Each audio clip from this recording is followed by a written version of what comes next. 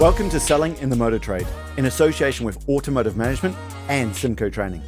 This is the weekly podcast where we share best practice, tips and ideas on how to sell more cars, improve your service department, and generally put more profit into your dealership or dealer group. I'm your host, Simon Bokert, or some of you might already know me as Skippy. And firstly, I want to say thank you for taking the time to tune in.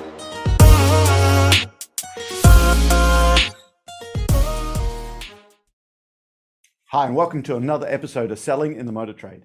I'm really excited today to be speaking to David Manchester. It's really rare to be speaking to someone that's had experience in all parts of the motor trade. From what I understand, David has actually had time working at dealer level, from selling cars. I think he's going to tell us a little bit about his history to start with. But I know he's worked for the manufacturer as well, worked for PLCs, and an independent dealer owner in his own right there. So it just gives me great pleasure to say welcome along. I really appreciate spending time with you, David. Good morning, Simon. Thank you very much for inviting me onto the podcast. I feel very privileged to follow a long line of motor industry luminaries. Well, tell me, did I get that introduction right, sir? Can you tell me about your start into the motor trade? Spot on. Yes. I started when I was a Saturday boy at 14, cleaning used cars and toilets, which is a good place to start. Progressed on, did my apprenticeship, then moved into service reception as a customer advisor, then moved on into sales, general management, and then, as you say, I became a dealership owner. Along the way, I'd worked for Mazda Cars UK, running their retail dealerships, reported to the then MD of Mazda, and I also worked for Inchcape PLC. So you're quite right, experienced all three different types of ownership of car dealerships in the UK. Do you remember what your first day on the job was like, David? Well, it was an awfully long time ago now, Simon. I know I don't look that old, but it was 45 odd years ago. I don't really remember a lot about it. I remember learning quite a lot about myself and about people very quickly, because when you're a young lad in a workshop, you get the worst of all the jobs. So, and you get quite a lot of pranks played upon you, but they're all character building, in my opinion. Left-handed screwdrivers springs to mind. Absolutely. Go to this, ask for a long wait. Yeah, that's the one. I started when I was 17, started washing cars. And you know what, today, I like my sons to go in the business that way, to learn the whole business from the ground up. I think it's just a real asset now. So many times you get people say, I call them the just jobs in the valeting department. Can you just do this? Can you just do that? Unless you've worked there, I just think it's a great grounding. Now sorry, I cut you off there. Sorry, no, I was just going to say it is. And it's also good when you're running a dealership or running a motor group, to be able to put yourself in the person in that position, because all those jobs are very important. But you understand how people in that position feel. Yeah. So it's a very good way of learning how people feel when they go to work. Now, David, this really separates the true motor traders. Do you remember the first car you sold?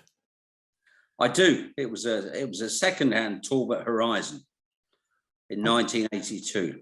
See, I'm a foreigner. I come from Australia. I don't know what a Talbot is then. A Talbot Horizon. Well, Talbot it used to be Peugeot. So we were a Roots Group dealer with Hillman, those types of cars. And then Peugeot eventually rescued the Roots Group, and in the UK named the brand Talbot. So we had cars like the Talbot Horizon, the Talbot Sunbeam, the Talbot Alpine, the Talbot Solara, Talbot Tagora even. So that was one of the brands that disappeared a long time ago. Peugeot eventually named it Peugeot. That makes sense.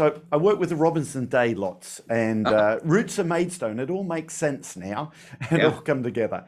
So this is a shameless plug for our sales fitness program, our first 90-day program. So can I ask you, in your first 90 days in the business, do you remember any skills that are as relevant today as it was when you first started? Well, I suppose when I became an apprentice, when I left school at 16, that was really the start of the proper job. And I learned a tremendous amount in those 90 days.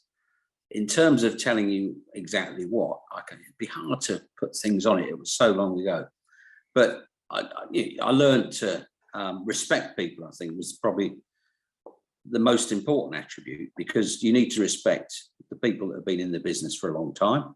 You need to respect your other colleagues, and you need to respect customers. Not that I had a lot of customer interaction at that point, but my career path, one was that I wouldn't stay as a technician. I was following a particular path that had been recommended to me by a career advisor, and they said you should start at the bottom, do an apprenticeship, then move into sales and work yourself up through the industry. So it was every day you went in, you learned something new, and I was like a sponge, I guess. So it was very important. That was the plan from day one. You always knew that you wanted to look at all parts of the business. You didn't want to just be a technician for the rest of your life. Absolutely, yeah. I was lucky. My parents took me to a careers advisor in Harley Street, actually, in London, when I was 14. And they did aptitude tests, personality tests, all without computers then. And then produced a report, which I still have now, which highlighted my strengths and my character, the things that I enjoyed doing. And they came up with this suggestion. I was very interested in the motor industry, very interested in motorsport. We used to go to Grand Prix. My father was actually a vicar, and I had no wish to continue in his footsteps. Okay, so in the motor trade. So then your career from going from a technician then on the sales side of it, how do you progress to owning your own dealer group? How does that path look? Well, at the time, Peugeot were embarking upon a series, as with many other manufacturers, of dealer development sites. And I looked very seriously at that program with a couple of manufacturers. I had a small amount of money relatively now, but at the time it seemed quite a lot of money. About a year's salary from a dealer principal's job, I would guess, at that time. And I knew there was a situation at the company that I'd started at. So I went back there, presented a proposal to the shareholders. And luckily, they looked kindly on my proposal and invited me to join the company. I invested this amount of money, a year's salary, and then took a salary sacrifice for 3 years, and then became owner of a third of the company, a third of the shares. And then I started developing the business, and we added more dealerships to it. So it then became a small group of 8 dealerships. Okay. So what's been one of your greatest days in the business there? Any days really stand out for you? Well, I think the day I became a shareholder and owner was quite significant. And the second big day was when I sold my shares and retired, which was 2016. Didn't really retire because I'd started Automotive Assets then, but I retired from the operational side of the industry. Okay. Early on in the business, were there any mentors, anyone that influenced you in your early career? Yeah. When I started selling cars, the sales manager was very much a mentor and guidance for me. I think these people are important, particularly for younger people in the industry. And people, as I mentioned, the word respect, you respect and you follow and you listen to what you're told. And if they've been successful doing those things, there's no reason why you shouldn't be successful. Okay, so moving on from the Charters Group, after building that highly successful business, selling the shares, second greatest day then, can you talk to me about the move into automotive assets? What was the thinking behind that business? Well, working for the Charters Group, I'd been engaged on a number of developments. We had a 100-year-old business, which we needed to relocate. And we'd been putting the manufacturer off for probably 5 years. And we decided to grasp the nettle and relocate the business, which went really well. Managed to buy a large plot with the assistance of the chief exec of the local council, and relocated the dealership there, built a brand new one. That happens all the time now. and sold the other half of the land off because it was too big for what we needed to a storage company, self-storage company, which was a great deal. We got a brand new dealership and made £500,000 profit. Okay. And then I'd started buying dealerships which were quite old, but in good locations for alternative use. So I'd worked on planning on most of our sites and got good planning applications which enhanced their value significantly. At the time, we were in fixed contracts with Peugeot, so I couldn't do anything until 2010. And by then, we'd had a big financial crash in 2008. So values had changed somewhat, but they rebuilt slowly. Mm-hmm. So I was also chairman of the Peugeot National Dealer Council for 6 years, from 2004 to 2010, which coincided with this period of doing developments and gaining planning applications. And Peugeot asked me to go and see a number of dealers who needed some assistance to do a similar sort of thing in their local market. And I enjoyed helping dealers. And I think I got to a situation where for 40 years, I've been selling cars and parts and labour hours. And the excitement and interest of finding more and more out about property took my attention. So in 2013, I started Automotive Assets and started assisting dealers to do what I'd done. Mm-hmm. And then it just became something that I enjoyed doing completely. I'd stepped back from the motor business in 2013, still a vice chairman, but didn't have day-to-day operational activities, so I could concentrate on Automotive Assets. And then by 2016, I'd sold the shares, so I could put all my efforts into Automotive Assets and assisting other dealers. Okay. Which has become really busy now. Very busy. Okay, well, listen, we have lots of owners, lots of investors listening to this podcast. So if you're an owner at the moment, you've just come out of these COVID restrictions, made the best profit that dealers have made in years. You're sitting there working out what sort of multiple of EBITDA you can get or what your brand is achieving. Sitting there thinking, maybe do I pop a call into Dash Gupta or Robert Forrester? What advice would you give to the investor listening to this? What would their starting point be if they're looking for an exit, other than just popping a call into me? What would your advice be as a starting point? Well, generally people do one of three things. They pick up the phone to people they know. The two gentlemen you've mentioned are clearly in the buying mode at the moment. They'll talk to their manufacturer, mm-hmm. or they'll generally talk to their motor trade accountant, people like David Kendricks, and they're the three routes. Some of them will pick up the phone to people like me. There aren't many of us. Mm-hmm. I'm not going to mention my competitors' names, obviously, yeah. But that's normally the way people go, unless they've got a friend in the network in an adjacent territory who has said, when you're ready to sell, give me a ring. Mm-hmm. But that's generally the way people go. Okay. So listen, how do you actually value a dealership there? Because, an MBA graduate will probably tell you there's 100 different ways to value a business, but in our industry, I tend to hear just a multiple of EBIT. But surely other factors must come into it. Where do you start valuing a dealership? Well, there's generally two ways. There's the share value, which can be on EBITDA, but more generally, it's based upon the previous profits of the dealership over a 3 or 5 year period. So that irons out peaks and troughs. We're in a big peak at the moment. Nobody knows how long it will last. Mm-hmm. But in 2 years' time, it will bring up the average, but it may continue. We don't know. The second way is on an asset sale. And asset sales, in my experience, are becoming less common now. Partly because of data, because unless a dealer has spoken to their database and said, are you happy for me to sell your data? The only way the data can transfer is with a share sale. Mm-hmm. So share sales are becoming more common now. If it's an asset sale, you'll just add up the value of the asset. So the normal assets are the property, the used cars, the parts stock, the fixtures and fittings. And that's easily mm-hmm. done, and then maybe something for goodwill.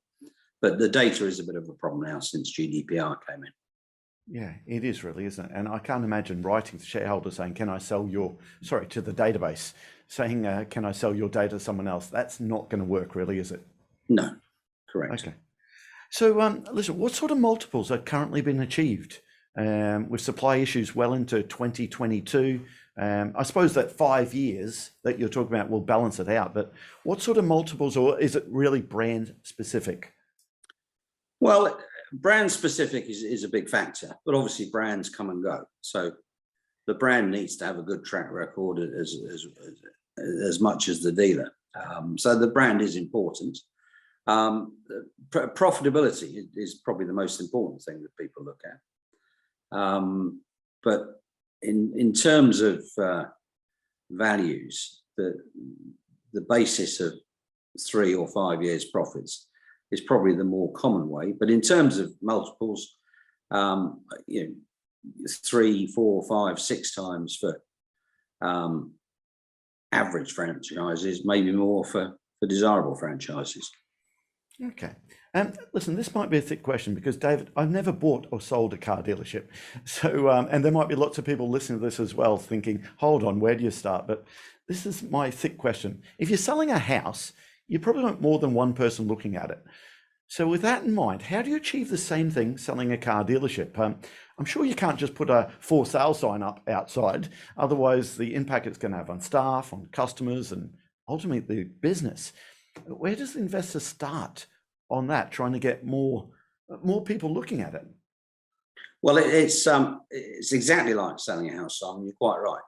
But what you can't do completely is, as you say, is put that sign up outside or advertise it, unless all the staff are aware. In some situations, when a dealership has been terminated by a manufacturer, they'll give them maybe a 2-year notice. Quite a lot of Stellantis dealers have had that happen to them recently. And some people have reached the age in their lives where they don't want to carry on. So they may have told their staff, they may not. So the first thing I establish is it a confidential sale or is it not a confidential sale? If it's a confidential sale, I will talk to a list of targets. I'll put together a list of target dealers and I will ring them up and say, would you be interested in a British manufacturer in Kent, let's say. So there aren't many British manufacturers left. And then if the people say yes, then I will send them a confidentiality agreement, 12-page NDA, which they'll sign, and then they'll get full details of the business. So first of all, we establish a target list of maybe 25 to 30 businesses, both alternative use and continuing use. And then we'll approach them. I'll approach the principals, most of whom I'll know anyway, and determine their interest. If they're interested, NDA, and then they get the full details. And then I'll conduct viewings, normally out of hours, so nobody in the business will know what's going on. And then we'll hopefully get 2, 3, 4 people on a short list who will bid against each other and drive the price up. The alternative use is important if the dealer owns the property freehold. He may say, David, I don't want to make all my staff redundant and close the business, but the alternative use bid is important because it's generally higher than a continuing use bid, and that will drive the price up for continuing use buyers, because I will share that information with them and they will know that they've got an exit to a supermarket, a care home, retirement home, self-storage, if they decide that they don't want to be in that site anymore. They'll know it's got a future value. So the alternative use is the values of alternative use tends to be higher. Did I understand that right? You did, yeah. Because as we spoke about earlier, normally a motor trade business is a low margin business, and those uses I mentioned will generally deliver a much higher amount of revenue for the property. Okay. As an owner, do you find that difficult sometimes with the emotions of a business? I mean, even buying and selling houses, sometimes people get emotionally attached to this is where we had our babies, but surely for the investor, this is their business baby. How do some of them feel about a block of flats being put on their baby? Do you have to really manage the emotional side of it? That's one of the most difficult things for the vendors to deal with, and especially when it's been a family business. They could be the second or even third generation owner of that business, and they feel like they're selling the family's crown jewels, and they feel like their father or their grandfather would turn in their grave.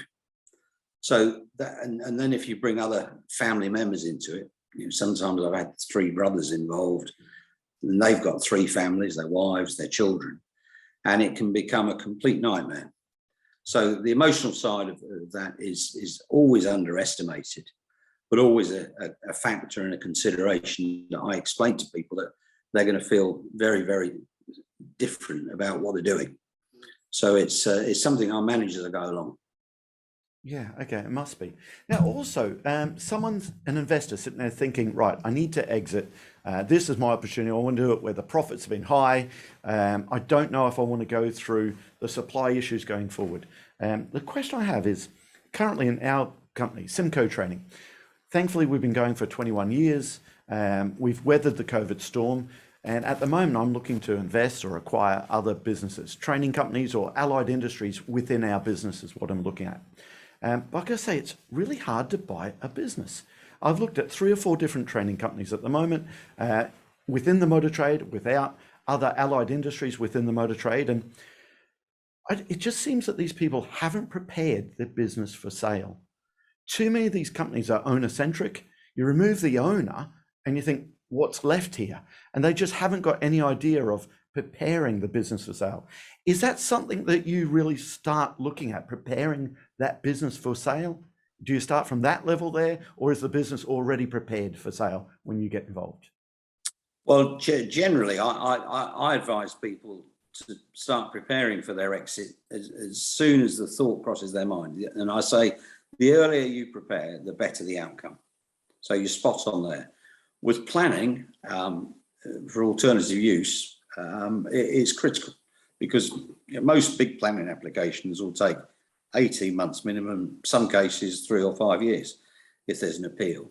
And I did mention to you that I'd started doing planning applications on my dealerships 5 years before we could even exit based on the contract, and that paid dividends. So my advice would be to any owner investor is always consider when and how you might want to exit, and start planning that now, today, because the earlier you do it, the more you will get.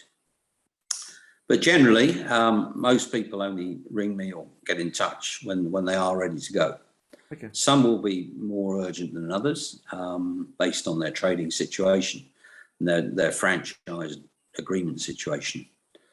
So yes, early planning is essential, and I think people is a big asset. If you've got a good team around you where the business doesn't depend on you every day, so you could take a 2, 3, 4 week holiday and things would carry on, maybe not quite as well as when you're there, but if you've got a good management team around you, then it's going to be far easier to sell.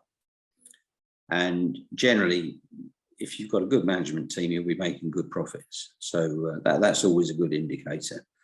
But then you have to consider, if you do sell the business, you need to account for a cost of a business leader, a dealer principal, a general manager in your calculations when you value the business. And generally, they'd be earning more than perhaps you'd be taking out of the business yourself. Can I just go back? I like the idea of the alternative use. It just drives the price up of the sale, even if they want to keep the business going. But if it's taking 5 years for planning applications, surely that's out in the public domain. Surely your OEM is going to pick up on this, staff are going to pick up on it, customers are going to pick up on it, and you just don't want that uneasy feeling within the business, the culture of the business. How can you keep that planning application quiet, I suppose? Is that possible? It's completely impossible to keep a planning application quiet, because the council go around and put signs up on your local lamppost. Yes. So you've got no chance of keeping it quiet. What the important thing to do is to communicate what your plan is to your staff and your database, your stakeholders, the franchise, local council, your funders, and have them all on side and explain to them that your property is maybe not future-proof, and you're taking steps now to enhance the value of the business, the property, so that you can take the opportunity to relocate to a new facility or a different facility when the time is right. Okay. Communication is the key there. Absolutely. Yeah, and so when the signposts go up on the lampposts or they see it in the press, then there's no surprise. Everybody knows what's happening. And believe me, I've been through the experiences that you mentioned. So it's all done by the hard yards. Yeah, I've got to say, I know a particular dealer that we work with, and it happened almost like that. He went down the plain route with flats, didn't tell, I would say, almost anyone. And, I had sales managers coming to me and say, what's happening? Are we closing or what? And it's like, I don't know. We're an outside consultancy. We're here to do sales training for you. I don't know. But that's where the rumor mill started there. And it could have been nipped in the bud so quickly and easily. Just then your local competitors start telling customers that you're closing down. So, it just snowballs. So that communication thing is vital. Yeah. Well, listen, you're dealing with investors all the time, as we are. And there can't be too many conversations I had with investors over the last 12 months where the conversation hasn't turned to the sales agency sales model. There's a lot of concern about it. It would appear lots of manufacturers want to look at that route. I want to get your views now. I know that Honda Australia have already launched their sales agency model. Mercedes Australia, in the 1st of January, I think they go live. But Mercedes Australia, I think it's something like 80% of the dealers have signed a class action because against the manufacturer, because the value of their business. Their value of their business has plummeted under the sales agency model. So I just want to get your view on how does the sales agency model affect the value of a dealership? Because my understanding is the OEM really wants to own the customer. And a sales agency model, they do. Will that have an impact on the value of the investor's dealership dealer group? It's too early to say in the UK, in my opinion, Simon. We haven't seen a scheme launch yet. Some manufacturers, Dale Wyatt from Suzuki came out last week and said they wouldn't be going down the agency route. So I think that's a great post he said on LinkedIn. Absolutely brilliant for him to say that. Yeah. So we'll have to wait and see. I think what we've seen over the last 12 months is that when there's a slightly constrained supply, people are prepared to wait for cars that they want, new cars that they want, which is not what we've seen in the past, apart from a very small number of brands. So that's quite a surprise for most people. And when there's a constraint on supply, the margin just goes up.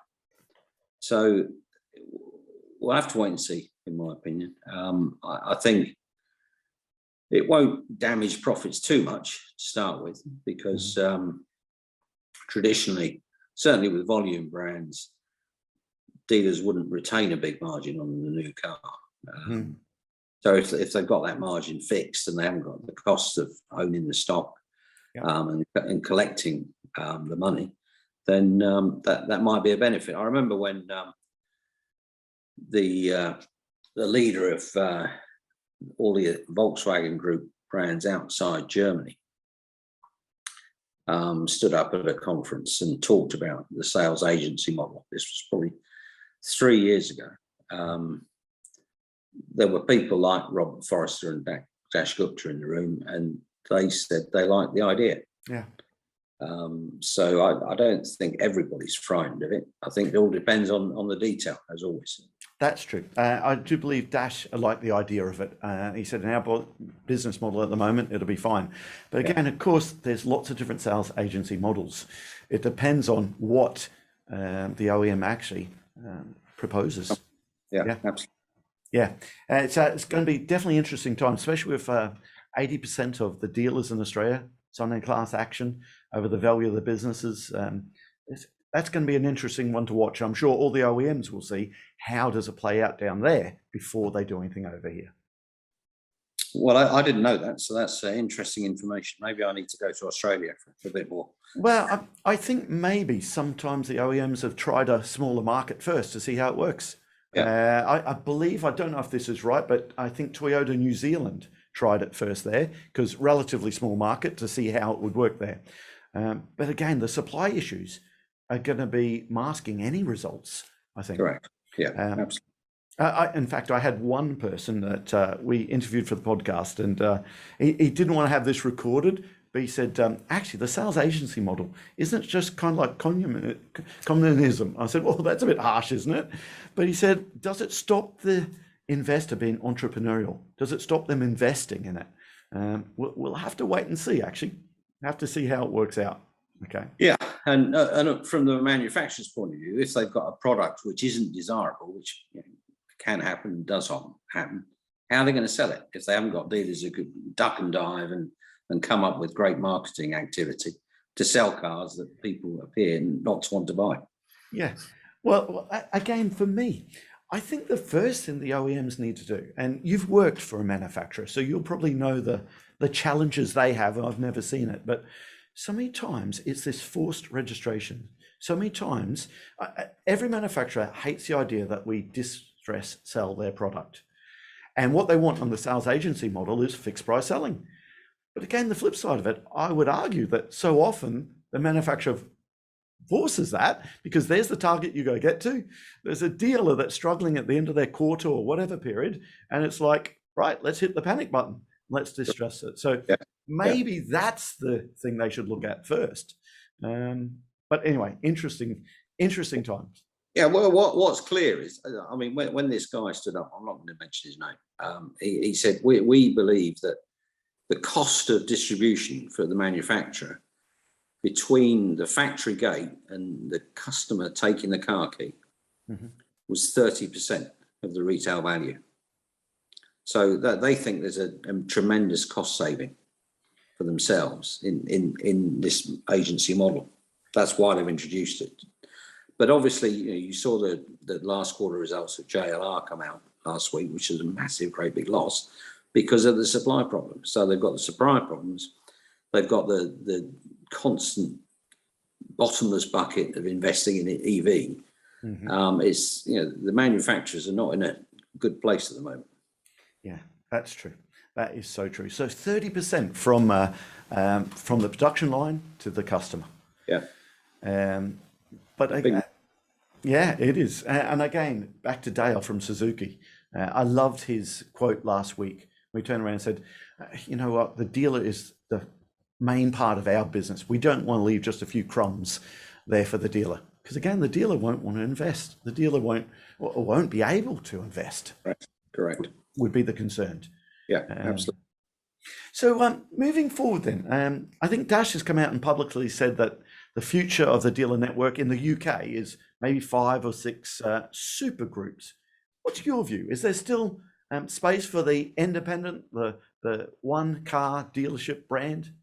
Is there space there for that? I think maybe for the next 5 to 10 years. I think the problem is that as groups get bigger, they increase their buying power. And the suppliers to the motor industry, like yourself and lots of other people, need to make an overall margin from their suppliers. So if they're having to give bigger groups more discount based on the volume they're buying, the only way they can take margin is take it from the smaller players. So it just gets to a point where a single location dealer will be on such an unlevel playing field, it will be hard for them to compete. But I think we've got a long time to go to get to that point. Okay, but it's in the future, 5 to 10 years down the track, that could be the way. Yeah. Okay. So listen, so my point would be, Simon, is that if you're in that situation now, a single point dealer, now is a good time to start thinking about selling. Because when it reaches a tipping point, there won't be any buyers for single point dealers apart from alternative use buyers. So if you want to sell your business as a going concern without making your people redundant, I'd suggest that you start thinking about exiting any time in the next 5 years.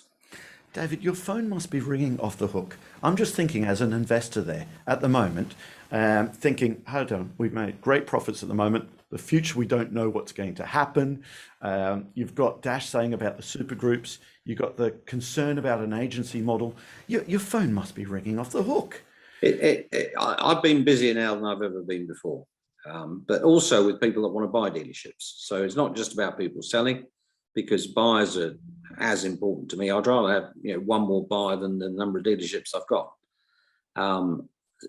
EV is a massive issue because generally a dealer makes anything from 50 to 100% of his contribution from the after sales department.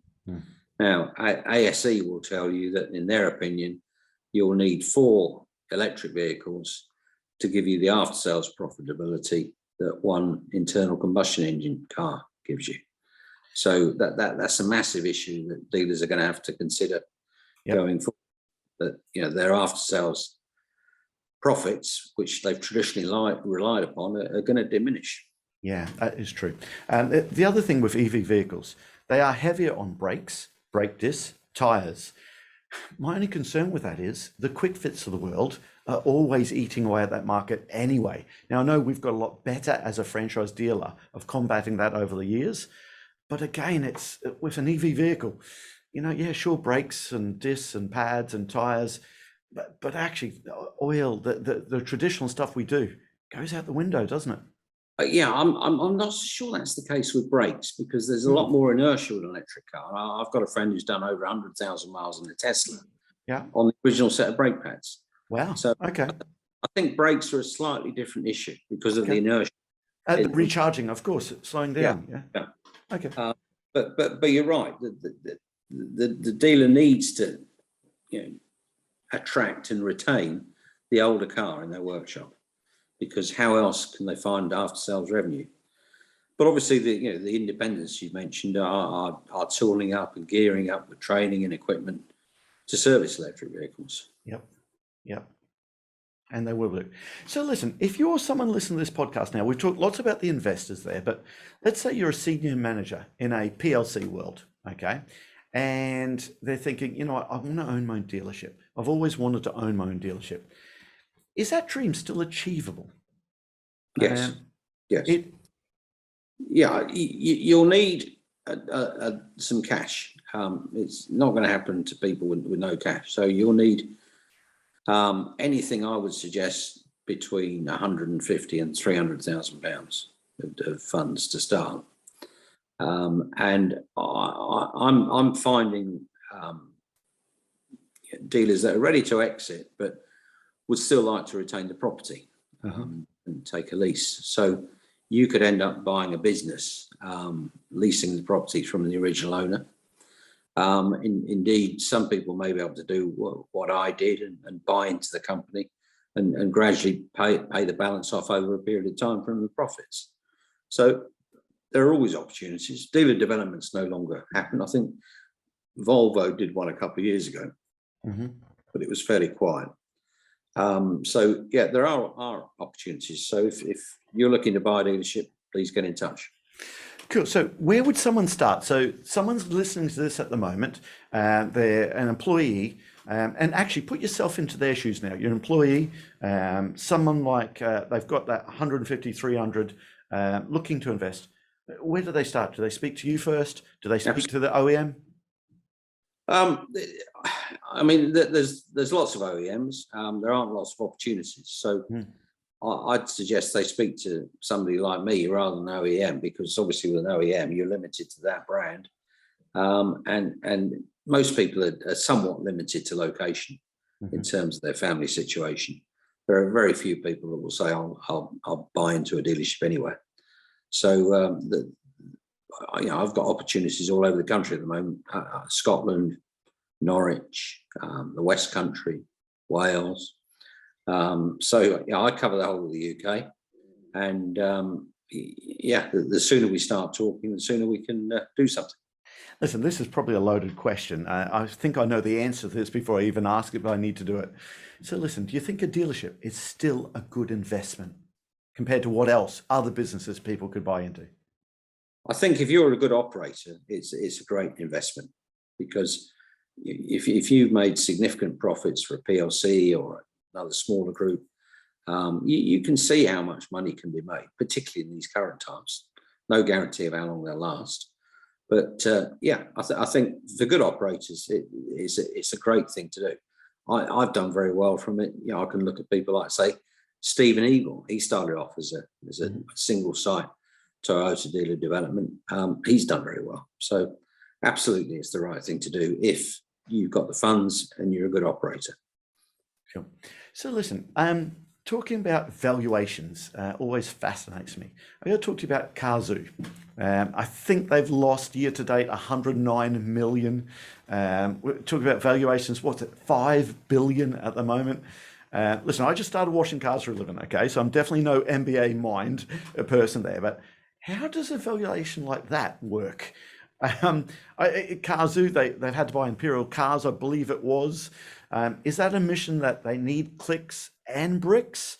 How does a valuation like that work? Is there a future for the Cazoos of the world, or the Cinch, or so forth? Well, it's a great question, and people used to say that about Tesla. People used to say, how come Tesla is valued at the price it is? Well, you can see now why, because everybody was looking at the future, and it's a gamble.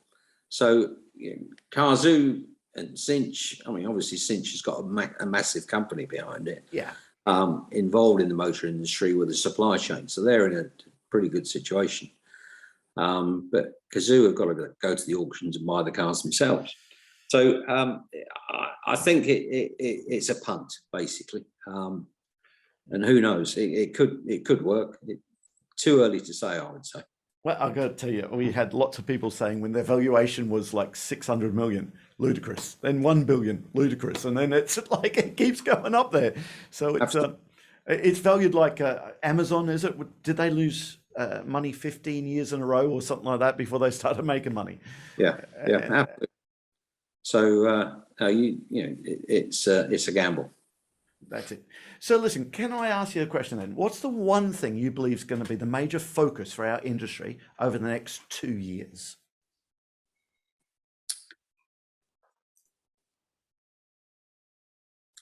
Well, I think certainly in the UK, the supply situation is something that's going to be quite absorbing, and the effect it has on margins, on the business overall, and obviously on the used car market. So I think dealers, I don't know whether they have enjoyed it, but I guess with the profits they've made, most dealers have thought the last 6 months have been pretty good. I mean, Robert Forrester said it's the best for 50 years.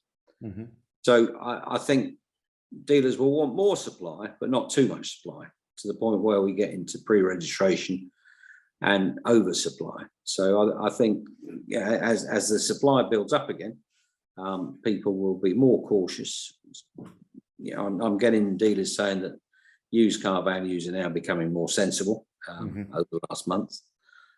So I think that at this time of year, when you'd expect the values to be dropping maybe 5% in October, 4 or 3% in November, some more in December, to have a static value is manna made in heaven. So I think people would like to see that continue. Obviously, manufacturers need to have more supply. So I think supply balance is probably the most critical issue going forward. Okay. Well, listen, also, this podcast is all about sharing tips and best practice and ideas. And this interview is going to be different for lots of our listeners there, but it fascinates me. I just know at the moment I'm trying to buy a business myself, and I've got very, very frustrated trying to buy a business. Now, again, I'm looking at allied industries in the motor trade, and it's been so hard to actually buy a business. I didn't think it would be. I thought, I've got a whole lot of cash I want to invest here. How can I not buy a business there? And it's been really, really difficult to do it there. So I suppose my question is, someone who wants to invest in allied industries or other parts of it, do you deal with just dealers, or do you look at all the different other parts of businesses? That's probably a loaded question just for myself there. I look at all businesses because the process is the same. obviously my contact base and my knowledge is purely motor industry. But as you say, there's an awful lot of businesses around the motor industry. I'm also involved with motorcycle dealerships as well. So I'll look at anything, Simon. Yeah. Okay. Well, that's nice to know. Listen, how do people get hold of you, David? Okay. Probably the best way is to go to my website, which is automotiveassets.co.uk. It's got all my contact details there, or I'm reasonably active on LinkedIn and Twitter. Perfect. People see you on LinkedIn all the time. David, just leaves me to say thank you so much for your time. I really appreciate it. It's such a nice conversation. It's different to what we're normally doing on here, but it's been really, really great to speak to you. And I've learned a lot about buying and selling dealers and valuations of dealerships.